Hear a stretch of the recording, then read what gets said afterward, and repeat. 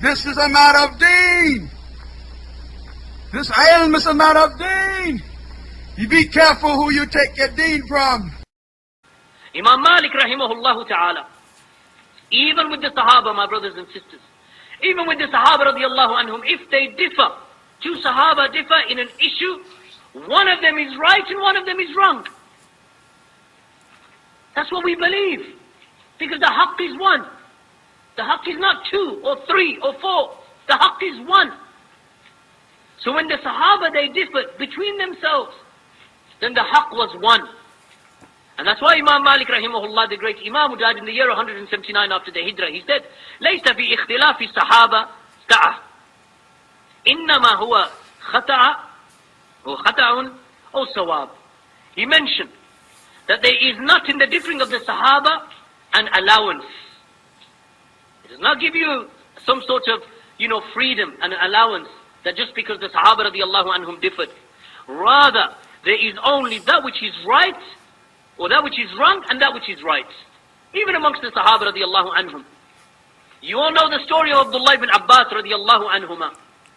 When some of the people, they came to him and they asked him about some rulings with regard to Hajj tamattu, the Hajj in which the Umrah is combined. And they asked him and he gave them the answer from the hadith of the Messenger of Allah sallallahu alayhi wa sallam. So the people that were asking him, they said, but Abu Bakr and Umar never said what you're saying. What was his answer? He said, rahimahullah ta'ala, radiyallahu anhu, Abdullah ibn Abbas, he said, I fear that stones and rocks will fall down from the sky upon your heads. That I say to you, Qala Rasulullah, and you say, but Abu Bakr said, and but Umar said. So when the Sahaba, they differed, one of them is right and one of them is wrong. This is the Sahaba. And this is how the Sahaba were with each other. They never said it. Well, Abu Bakr said it. Be quiet. Because Abdullah ibn Abbas, he knew what the Prophet ﷺ said with regard to Hajj. And he knew that maybe Abu Bakr said this, maybe he didn't hear the Prophet ﷺ. Or maybe it was his ijtihad. What he derived and understood to be correct. But Abdullah ibn Abbas, he knew that the revelation was sent to the Prophet ﷺ. He was the one, وَمَا يَنْتِقُ عَنِ الْهَوَىٰ إِنْ هُوَ إِلَّا وَحْيٌ يُوحَىٰ, that he never spoke from his own desires, which was revelation that was conveyed to the Prophet ﷺ. Abdullah ibn Abbas radiallahu anhu, he knew that. So when he said what he said, that I say to you that the Prophet ﷺ said, and you challenge me by saying, but Abu Bakr and but Umar. Wallahi, you find this, if it was in our times that someone had said, but Abu Bakr and but Umar, wallahi, the heart could incline. Could it not? Because Abu Bakr and Umar. The heart could incline, but you would still say, no, rather the Prophet ﷺ. But how about those people? You say that the Prophet ﷺ said, and they say, but Ali al-Halabi said. Huh? The Prophet ﷺ said, but Akhi, I heard Fulan and Fulan, I heard Ma'rabi say. Or they say the Prophet ﷺ said, but Abu Qatada said, or Abu Hamza said, Abdullah Faisal said, or Said Raghi said, or Yasir Qadi said, or Abu Usama Dahabi said. I say to you the Prophet ﷺ. I say to you what the Sahaba were upon. And you say to me, but with these people. Abdullah ibn Abbas didn't accept the but of the best of mankind. You couldn't challenge Abdullah ibn Abbas with the best of mankind after the prophets and messengers Abu Bakr and Umar. So how can anyone now come when the hadith of the Prophet ﷺ is mentioned, or the statements of the Salaf are mentioned, or the ijma' and the usul of Ahlul Sunnah are mentioned, and a person says, but this innovator said, or that mubtadi said, or this munharif said. This is a disease that many of the brothers and sisters have, especially amongst the youth, the shabab. Because they are so tuned in incorrectly, or they are so beguiled and fooled by the eloquence of the speakers. This YouTube is a fitna upon many of the shabab. But they go to YouTube, and I've heard this before. Someone will come to me and say, Akhi, what do you say about Fulan and Fulan? I said, who is he? They said, I don't know, Akhi, but I saw him on YouTube. Why am I wasting my life? What, everything that you type into Google now that I have to now give an answer to? I don't know who he is. Why are you listening to majahil and people who are unknown on YouTube? I remember Abu Hakim, he said to me earlier on this year, he said a brother came to him and he said, Akh, I'm going, we want to have a lecture from so-and-so. He said, who is he? He said, he's Fulan Gamkoli or Gamkoli, something. Abu Hakim said, who is he? He said, some guy from South Africa. He said, South Africa, where are you getting him from? He said, I just found him on YouTube, he sounded good. Fitna, that we are going to now enter upon, that we are now going to take people based upon their eloquence. You heard someone say something. The Salaf of this ummah were not upon that way. Haqq or batil. People of haqq, they are known. People of truth, they are known. And the people of falsehood, they are known. And as for the people who are unknown, then we don't take knowledge from the unknown. If you find a majhul in a chain of narration leading back to the Prophet ﷺ, is the hadith sahih or daif? Sahih or daif? Daif. With the jumhur of the muhaddithin, in fact nearly all of the muhaddithin except for maybe one or two, Ibn Hibban and others. But other than that, the muhaddithun, if there is a chain of narration going back to the Prophet ﷺ, that the Prophet ﷺ said something, but then you say, hold on, there's someone in that chain of narration, no one knows who he is. Can we now accept the hadith? We can't accept the hadith. Hadith daif. Hadith becomes weak and inauthentic.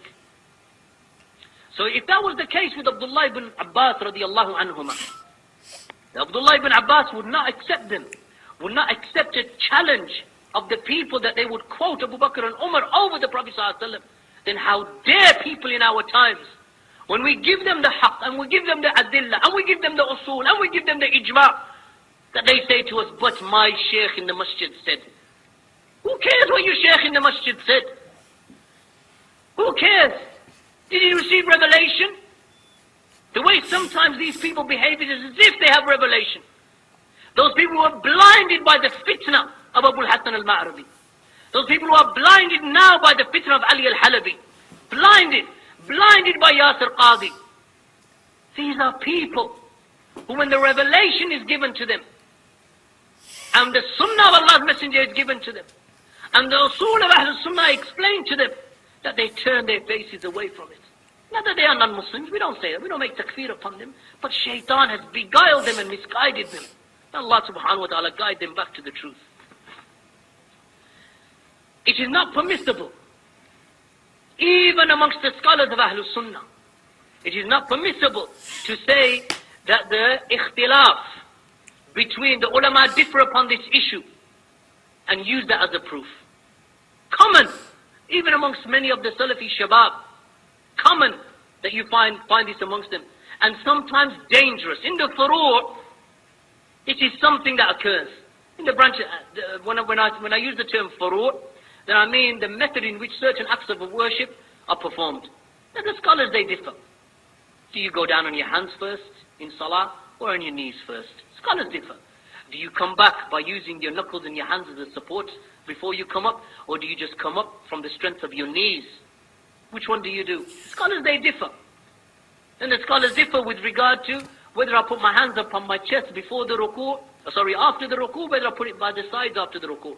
These are issues of the way or the manner in which certain acts of ibadah are performed. And the scholars, they differ in these types of affairs, no doubt. But then to say that they're differing is an excuse, to say that a person says, well, the scholars differ, so that's a proof, I'll just choose this one. I'll just choose the one that I prefer. Like some of the people, they say, well, the scholars differ in the issue of niqab, so I'll just choose this issue. It's not a matter of choice. It is a matter of adillah, because one of them is wrong and one of them is right. You can't both be right. Either niqab is wajib or it's mustahab. Both positions can't be right at the same time. Allah cannot punish you for something and not punish you for something at the same time. That is not the sharia of Allah subhanahu wa ta'ala. Rather, the sharia of Allah subhanahu wa ta'ala is something in agreement with one and another. There is no contradiction in these types of affairs. But many of the people, they try to use difference of opinion as an excuse. And even worse than this, that you find that when the scholars, such as Sheikh Rabi' or Sheikh Ubaid al-Jabiri, or Sheikh Muhammad ibn Hadi, or Sheikh al-Fawzan, or Sheikh Zayd al-Madkhali, or Ahmad al-Najmi, or other than them from the ulama, that they make jarh in a person, that these people say, but such and such a scholar does not agree with the criticism of so and so. So therefore, I don't have to take a position. We say to them, this is batil. If the dalil is provided, then you must take a position. In every affair, in any affair of deen, if the evidence is provided, then it is an obligation upon the person to take that evidence. Not to say with the scholars they differ. Not to say that. And then use that as an evidence to say, well, you to your path, me to my path, we shouldn't differ. No, we should differ over this affair. Because the haqq is one. One of us is right and one of us is wrong. So is Sheikh Rabi' or Sheikh Ahmed Bazmoul or Sheikh Ubaid al-Jabri or Sheikh Muhammad ibn Hadi or Sheikh Ahmed al-Najmi or Sheikh Zayd al-Madkhali, are they right about Ali al-Halabi? Or are those mashayikh who still have husnul dhan for him, not knowing the evidences? Which one's right? Now a person may say, I don't know because I never studied the mas'ala. Fine, you didn't study the mas'ala. That's possible. In which case, a person is not to be treated in a manner of harshness if the evidence has not reached him. But now the evidence is conveyed to him. He says, Akhi, the scholars they differ, so therefore I'm not going to enter into the issue. So they are using what? A manhaj that is not from the manhaj of the salaf of this ummah. The salaf of this ummah, if the truth was brought to them, then they would accept it. This was the way of the Sahaba. وَقَالُوا سَمِعْنَا وَأَطَعْنَا. That the Sahaba radiallahu anhum used to say, we hear and we obey. Hear what and obey what? We hear the revelation and we obey the revelation. We hear the evidences and we obey the evidences. And we make tatbiq of the evidences. We act upon them and implement them. This is the way of the people of Sunnah. Now this bid'i, this qaida bid'iyya, halabiyya, that has become widespread in our times, that up until the scholars have ijma, an agreement upon the jarh or the criticism of a person of bid'ah, I don't have to take a position. This qawl is from the most disgusting and despicable of sayings. That I have to wait for ijma upon an issue before I take it as my position. In the history of Islam, this principle has never existed. Waiting for an ijma before criticizing a person of bid'ah. So now I have to now judge whether all of this ijma, anyway, what did we say about ijma yesterday? What do you say about ijma? Anyone remember? After the Sahaba, is there ijma after the Sahaba? No. In the most correct opinion of the scholars, ijma after the Sahaba isn't present anyway. Secondly, to demand that before we speak against Abu al-Hasan al-Ma'rabi, Adnan Ar'ur, Abdul Rahman Abdul Khaliq, Ihya Turat al-Islami, this bid'i group from Kuwait, Hizbi group from Kuwait, that before we speak against these QSS, Jamia Quran or Sunnah here in Canada, or the Maghrib Institute, or the Qawtar Institute, that now we must wait for the ijma, the consent, all the scholars must agree that they are deviated before I take a position. Up until then, I am not obligated, even if the evidence is provided to me. Batil. Never known amongst the Salaf. Principle which is a principle innovated in our times by the likes of Ali al-Halabi and other than him from the people of bid'ah and misguidance.